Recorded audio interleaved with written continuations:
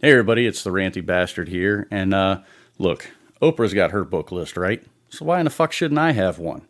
So, I've already recommended you to check out Dear Customer by our friend Sean William Brown, but I've got a new one for you on the Ranty list this week, and it's Why We Hate You, A Retailer's Confession by Frank Lee.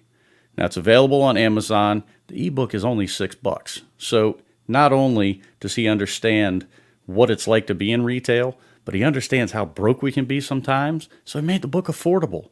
So get to Amazon, check it out, because once you're done reading this book, you will have a much better idea of why these customers think they can be such self-entitled assholes.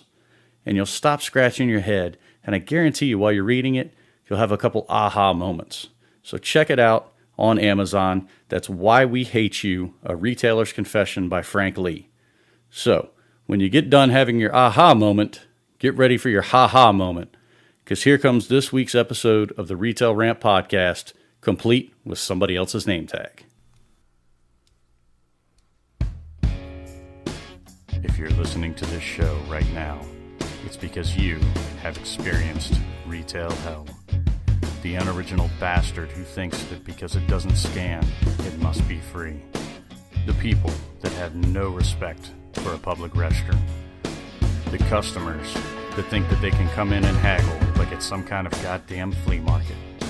The corporate office that cuts payroll, raises tasks, and expects more sales. Oh, those things never happen. Bullshit. This is the Retail Rant Podcast, streaming directly to your ear holes in medium definition audio quality.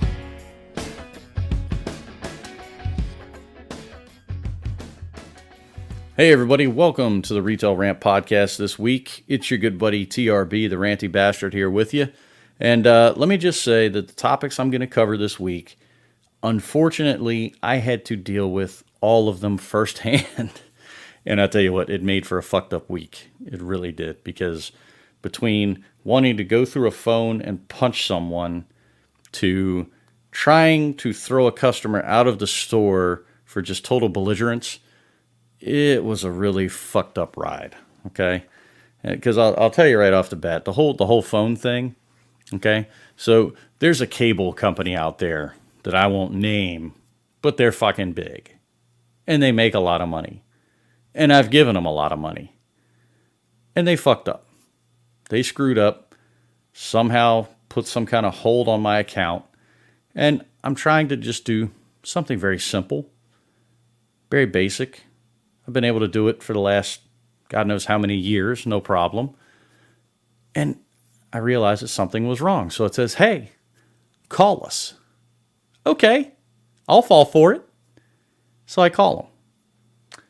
And within the first 15 seconds, my hatred for a phone tree resurfaced.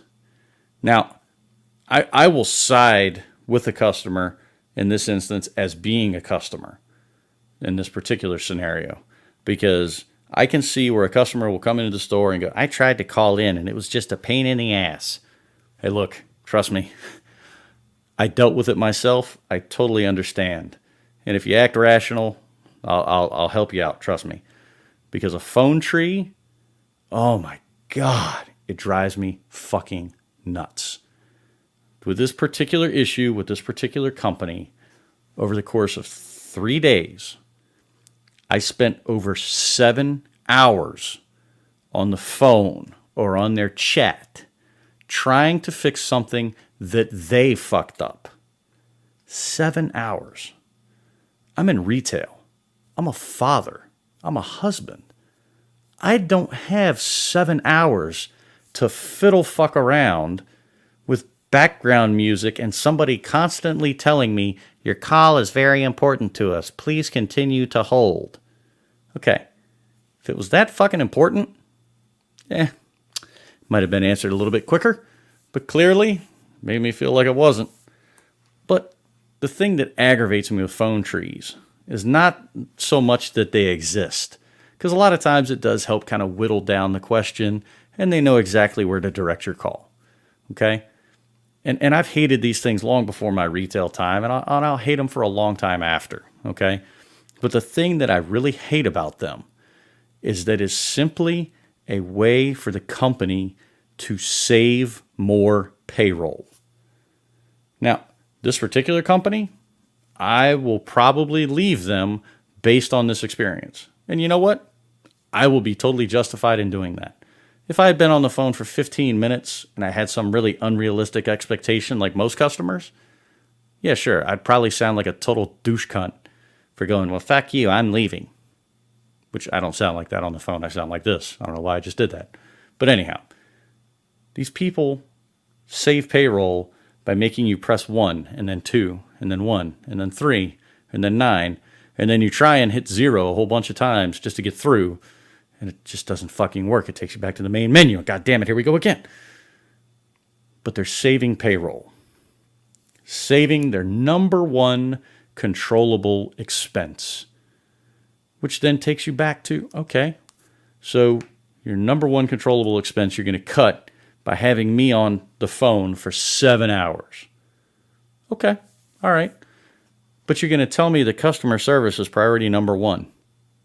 Now that's funny, because it just sounded like profit was number 1, but now service is number 1. Hey, I'll bet you sales is number 1 too. Oh, all those metrics that you grade us by. Oh, those are probably number 1 too. It's just another layer in the retail horseshit pile that just tries to tell you, oh, no, we're here for you. We're here for you. Whether it be as the retail employee or as the customer trying to call and fix someone else's fuck up. It was maddening. And I'll tell you right now, if the phone tree was something that could be cut down, I would have had the saw in my hand after 15 minutes of that godforsaken fucking hold music. Again, this is me talking as a customer, so forgive me a bit if I sound asshole-ish, if I sound like somebody who came in and yelled at you today. But, oh my God, can we pick some better hold music too? Please? That would be nice. I'm not saying you have to go out and buy the entire Michael Jackson collection and play Thriller and all that over and over, but for God's sake, can we at least get something better than a second grade recital on the recorder? Jesus Christ. But again, it's all in the name of customer service while saving us money and then trying to get you to give us money so we can make money and then save more money. The corporate ideology affects everything down to a fucking phone call. Irritating as fuck. God. But yeah, trust me. I got the deal I was looking for. And I wasn't an asshole about it. I was very cool. I was calm. I did have to kind of yell at the guy one time, but that was at about 1 o'clock in the morning, couple beers in. I'm not exactly proud of myself, but I'll admit I did it. I'll admit it. But one thing that my time in customer service has taught me, and in retail in particular, is you don't try to talk over the customer. Don't try and drown me out, okay? Because when I get a complaint, somebody calls a store, they're bitching about their return or a warranty or something like that. It's very easy for me to just hit the mute button, sit back, watch a bit of Netflix, and, well, I mean, maybe listen to a word or two they have to say, but then turn around and, okay, so what are you looking for? What do you want? Because I know that's ultimately what the gig is. But this particular company, I'm not saying I fucked them. They definitely fucked me. Montezuma's revenge? I don't know. Who knows? Who cares? I finally got it fucking figured out after 7 hours. Cut down the phone trees. Because people like me that have to deal with the customer after they've been on the phone tree for 7 hours, we don't much appreciate that shit, okay? Because they call, and guess what they finally decide to do? I'm just going to go to the store and get this resolved. Oh, fuck, here we go. Great. Oh, hold on. My Google Assholes app is going off. Yep, there's another one coming in. And damn, this thing's already got me down to 10%, and I'm a half an hour into the shift. Great. Now, I mentioned warranties earlier. Now, warranties are usually not extended by a retail store at all. Unless it's an extended warranty, which every customer will, initially they'll say, oh, that's just a way for you to make money. An extended warranty on this TV? Oh, you're just trying to get my money, an extra $100. But then when they come in 3 months after the warranty has expired, and then they go, no, this has a warranty. Well, yeah, you have a 1-year warranty and it's been 15 months. I'm sorry, the television is no longer under warranty. And of course, that leads into, I want to speak to the manager. I want to call the customer service department. Oh, God, here we go. So, a warranty. There's one fundamental issue with a warranty right off the bat that I see. It is that we expect the customer to be able to do what? Yeah, read. Not going to happen. You can put the warranty on the packaging. You can put the warranty on the product itself inside the packaging. You can put the warranty in bold italics highlighted print on the receipt, which they're going to lose in 5 seconds anyways. But you can do all that to announce this item has a 1-year warranty. That is all. And they will be back in 3 years stomping their feet, pissing and moaning about, no, this has a lifetime warranty or this has a 5-year warranty. Everything on it said a year. I'm sorry, I can't help you because we don't extend the warranty. The manufacturer does. They just extend it through us. Otherwise, you'd just be buying it right from, Samsung or wherever, whatever brand of product it is that you're buying. No, they have stores as an intermediary because, quite frankly, they probably don't like dealing with fucking customers. They just like dealing with buyers, which are probably much easier to deal with. Maybe, retail escape pod idea. I like it. But, so I'm going to say that maybe like a quarter of returns, at least that I've seen over my time, are due to some, quote, defect. Now, some of these are actually defective in some way, shape, or form. A lot of these are defective versus what the customer thought it should have done and then what it actually did. So it's absolutely amazing the stuff that people think is covered under a warranty because it's not, okay? Abnormal use is not going to be covered, all right? If you're trying to drive nails into a piece of wood, you would not go and buy a stapler for that. Yeah, sure, it might get the first 2 in there, but that poor little swing line, she ain't going to make it much longer, I hate to tell you. But then they come back and they throw it down on the counter at Office Max and they go, yeah, the stapler's defective. And you look at it and it's just been absolutely beat to shit. The casing is shattered. There's parts all over the place. They go, what happened? Well, it just broke. Oh, it looks like you strapped maybe about half a dozen M80s to it and threw it off of a 30-story building, but it just broke. Okay, all right. So what can I do for you? Oh, well, I want another one. It's under warranty. Oh, okay. Well, I can clearly see that this is not a defect by the manufacturer. They did not design this thing to take blows into a nail to build a fucking playhouse, all right? It's very, very simple. I don't see how you don't see that, sir.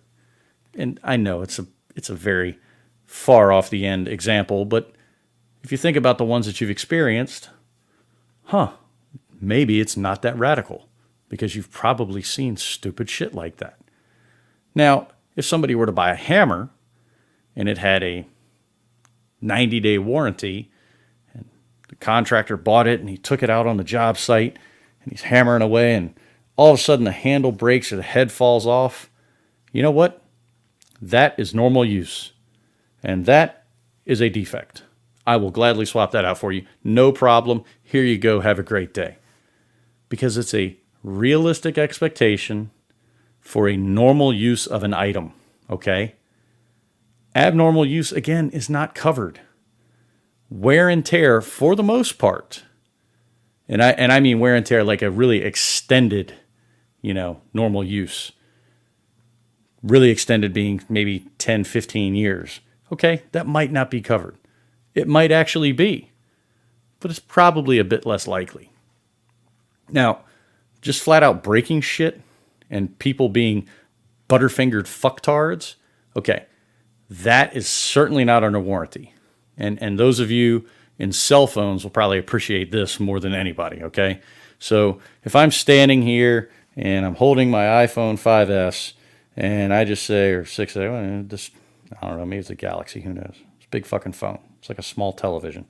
I'm holding it in my hand and I get mad because I see an email that says, I owe a lot of money to somebody. Maybe it's that company I called. And I go, God damn it. And I fire the phone at the ground. Phone shatters.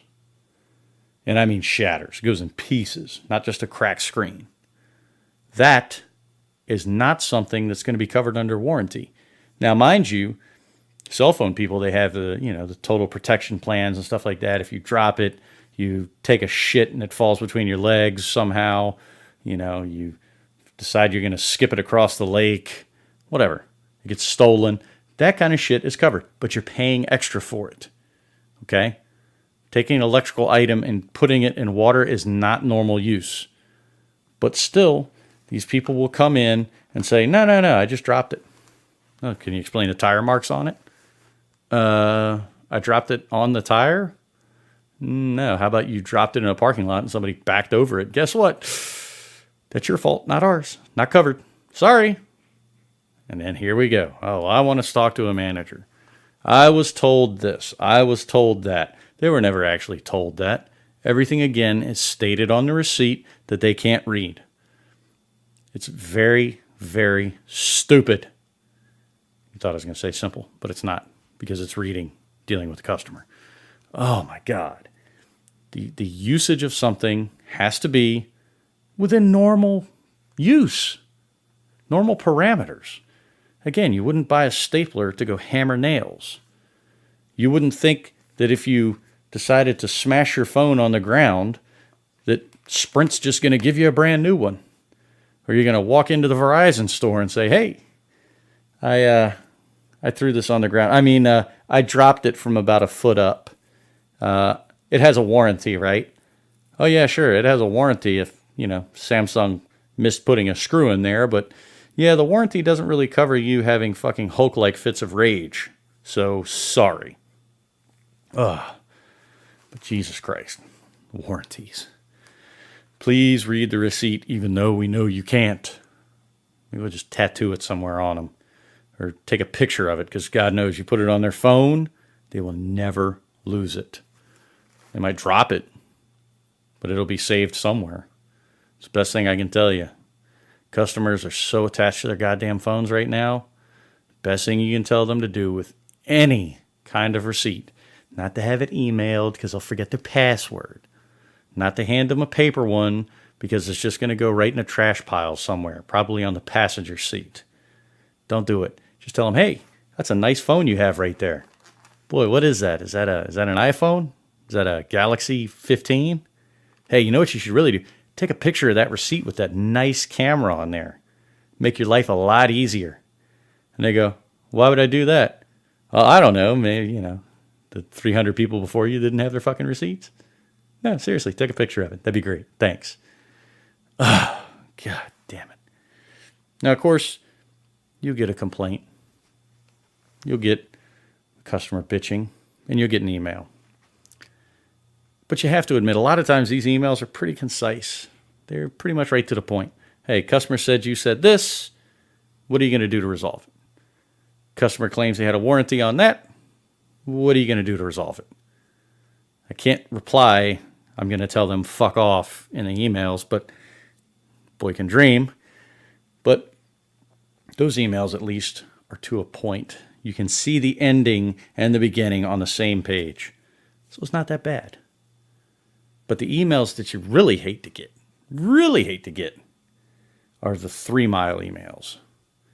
And you're asking, what's a 3-mile email? A 3-mile email is full of so many bullet points that it literally, if printed out, will span a 3-mile distance. And I'm not talking letter for letter. I'm talking if you just hit print on accident, you will literally exhaust 2 cases of printer paper because your boss decided that he wanted to send out some form of mass information. And my God, mass information is not always for the masses, okay? Very simple. A lot of times you'll get these emails and there'll be just a shitload of bullet points in there. It's kind of like the number one priorities. They're like, hey, all these things are equally important. Get them all done at the same time. By the way, there's 500 things on this list. Wait, what? How the fuck am I supposed to do that? Well, then you start reading. And you realize your boss is just fucking lazy. Doesn't want to come to your store. Doesn't want to communicate directly with you. Doesn't want to travel, whatever. And then they come in and you look through the list and you go, wait a minute, this was done 3 months ago. And that was done last week. And shit, that's not even set to be done yet, but it's already done. So why the fuck am I getting this email? Hey, none of this applies. Okay, maybe one thing out of 500 will apply to you. That's it. And you start reading through and you're, why in the hell did he send this? What in the hell is she talking about? And then you get down there and it's, and make sure this is all done by Friday. I'll be visiting. Oh, great. Here we go. We've got visit fear setting in again. We have our regular shit to do that we do every day that we can and sometimes cannot get done. But now we have to drop this list on top of that. And amazingly, somehow, some way, a list will become the most all-important, all-powerful thing in a retail setting. Aside from, let's say your store is doing pretty good. You're constantly improving. Things are getting better. Your customers are giving you good reviews. They're not leaving anonymous 1-stars anymore. They're actually leaving a 4-star review. And man, everything is going well. Sales are good. Man, we're controlling payroll. Man, that's great. We're doing really good. We're doing really good. And then you go open up that inbox. And here comes the 500 bullet point shitstorm that's going to be followed by a Friday visit. Now, why is it a Friday visit? Oh, let me tell you. Of course, upper management, we're here to support you. Anything you need, anytime, right? No. That's called, if you need something between 8 and 5, Monday through Friday, I'm your man. After that, fuck off. Because they'll come in and visit Friday, and they'll tear you a new asshole. Because you'll only have 499 of the 500 things on the email done, okay? That one thing you missed. One thing you missed. Forget the 499 that you got right. The one thing you missed, you're going to spend the entire weekend fretting and just generally wondering if you're going to have a job come Monday. Because this prick who undoubtedly left your store at probably 4 o'clock and went straight to, home, a golf course, the bar, whatever. All the places we can't go on a fucking Friday, that's where he went. And he's totally fine with it. Doesn't care. He trashed you over one little thing. No less, over a little list that was left behind. Actually, it wasn't left behind. It was 3 miles long, and it followed you everywhere through the store as you had it on a clipboard. But no, the Friday visit fear. Hey, why isn't this list done? Let me tell you why this list isn't done, okay? Because I had to read the fucking thing first. And if you would have just titled the email as War and Peace or Moby Dick, I at least would have known what I had in store, okay? But most of them are going to start with 3 letters and a semicolon, which you automatically just roll your eyes. And it's FWD semicolon, forward. It's a forwarded email from the boss. Now, mind you, he or she is going to add their little zing to it at the top to inspire you, to make you really want to do the things in there. Hey, I know this is the best team in the industry or in the district or in the region or wherever. You guys are absolutely the best. I know you'll get it knocked out. By the time you hit about 95, you're going, does this fucking thing end? No. But the reason that it has FWD on it is because the company already sent you this email 2 days ago. You've already seen this list. You're already scratching your head going, what the fuck is this? But the boss didn't realize that it was important until 2 days later. Because, why would they check email? Why would they be actively engaged in any form of communication? I don't. Silly notion. But then you get it, and it's got FWD. And you go, fuck. They're thinking, ooh, they're going to read that. It's the boss edition. No, we're not. Your little notes, your little comments added on top of a 3-mile email shitstorm is not going to inspire me to read all the way to the fucking bottom. There's no way in hell. Or, let's say your area manager just went through, visited all the stores. And let's say 50% of the stores, everything looked good. You weren't perfect, you weren't shit, but they didn't leave a list of things for you to do. Hey, cool. The boss? Oh no. He's not just going to email the stores that didn't look good. He's going to email everybody. And the problem with that is it's going to set a paranoia in for those of you that actually have everything right. You go, fuck, is he talking about me? Wait a minute. No, I'm pretty sure. Hey, Bob, will you go make sure that this thing in that area and that place is done, please? Okay. Bob goes over, comes back half an hour later. Yeah, everything looks fine. Damn it. Got me again. The double checking email. They send the list. It doesn't pertain to 50% of the people on the fucking email. But they've got it saved as this little group that they just click one time and it adds everybody in the email. So instead of actually taking the time and pulling the people out that it doesn't apply to so the message gets through to the people that actually need to see it, no, just click on group. Because I'll tell you right now, if I see myself or maybe a handful of other people singled out in an email, I give it a slight bit more of credence. Slight bit more. If I literally see everybody in the entire fucking state attached to this email, it's going to be a snooze fest. And I'm probably not going to read a whole lot of it. I'm going to get through the beginning point and go, yep, that's not me. But they will sit there and, if they say, all right, this email, these 3 store managers are really fucking up. I'm going to email these 3. It lets you know that boss is paying attention. So you should probably read it. Again, entire state on an email? Fuck you. Going in the junk box. Get the fuck out of here. God, email. It's a nice thing to have. I'll admit, I've worked places before where there is no email.